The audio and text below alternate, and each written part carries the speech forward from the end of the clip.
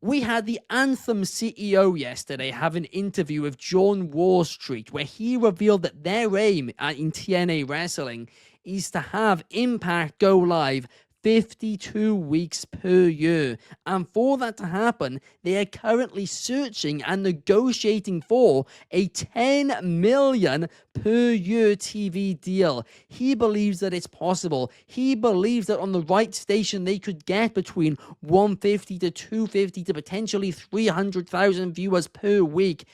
And the way he was talking, it sounds like this isn't just a pipe dream for them. This is genuinely something they're trying to make happen actively. Clark, could you see TNA Impact going live every single week? So my first thought when I saw this on the topics list was I've actually seen this. It was on Spike TV live every week for quite some time during my childhood. But so the answer is yes, it's possible. Here's my issue. We've got a lot of live wrestling. They tape it. They do a really good job with the tapings of filling venues. I don't know revenue stream wise if necessarily 10 million a year actually even helps them that much to deliver 300,000 viewers. It sounds good on paper, but like gate wise, you can probably make that pretty close with multiple tapings. And the luxury of editing, I don't know if it hurts. I don't know how this affects the way you book venues, the way you book touring, the way you book house shows, the way you book all of that. That would be my only hesitance. I love the shooting for the moon. And don't get me wrong, we've got the most live wrestling, whether it's on cable television or streaming, that we've ever had in our lifetime. Mine, yours, anybody else here, right? It's just, that's the reality. And it's awesome, right? We get Raw, we get NXT, we get Dynamite. It's not always live. Occasionally there are tape shows and whatnot, but we are getting a show a day about, right? On average. And Thursday, if you include NXT, that's a factor as well. But if it's now suddenly live, I think that's cool. It has to pay off though. It better pay well. And that's the thing that now the market's saturated. That the market is now saturated. So it's a little bit more difficult, I think, than when there was space available. That's true, but it's not like they're just about to announce this show. This show is something that already exists. It's just it's usually pre-taped. It's just going to live 48 weeks of the year. Right. And I think when something is live, the entire thing of, you never know what's going to happen, surprises can show up, that does give you more of an incentive to watch. Yeah, I think that's completely fair. I don't know if live versus taped gives me that big of an incentive unless I've accidentally seen the spoilers. I hate to say that. If anything big happens honestly, on TNA, I'll know as it happens. I routinely, because of the West Coast stuff, if it's not for like certain shows, I'll routinely just avoid looking and watch in the morning. Right? But that's a me thing though, right? That's a me thing. You know what I mean? That's not necessarily like, the entire audience or everybody. So I'm not trying to say that.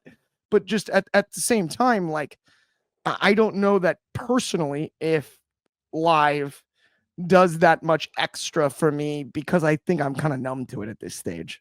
Wow. Right? I've seen enough live wrestling when it comes to like Raw, SmackDown, Dynamite, Nitro, right? Like over 30 years, I'm like, oh yeah, of course they can do it live. That's what they're the best at. Right? Like, and I mean, the venues, on me. The venue point you made, I think, is really interesting, though. From my understanding, what they'd probably do is have one venue they'd run almost every week. Yeah, and based on rumblings, perhaps that venue might be one which NXT was previously in, based on the fact they now do. I mean, TNA have said it themselves. They now have a partnership with Full Sail, so you could potentially see that happen. Fernando Zaya said this is an excellent idea for TNA, but a saturated market is very bad news. Let's be honest. I think it's good news, though. We're wrestling fans. A saturated market is what we want, right? As wrestling fans, that's true. Feed me more, feed me more, feed me more. I don't necessarily think it's bad news. I just do think it's now more difficult to succeed than it was previously when the market was thinner with one definitive leader. And I don't want to use the old game, the do not pass go monopoly word, but right. Like when it was like that, there was more space for competitive brands and challenger brands. Mm, those spaces have been occupied of late. yeah. You Um, are right there. But the one thing I will say to combat that point is yes, it probably is harder to get eyes on your product, but there's a lot of talented talent. I mean, both WWE and AEW, we're going to talk about it in the next topic, have rosters which are overfilled. They have too much talent for the actual TV time they have. So I reckon in 2 years' time, there's going to be a lot of talent in the free agent market where perhaps maybe could there be a big three? I think it's absolutely possible. I could see a big 3. I could also see even a big 4, like, Ooh, I'd love that. because of the global market. That's I true. look at New Japan making a comeback soon.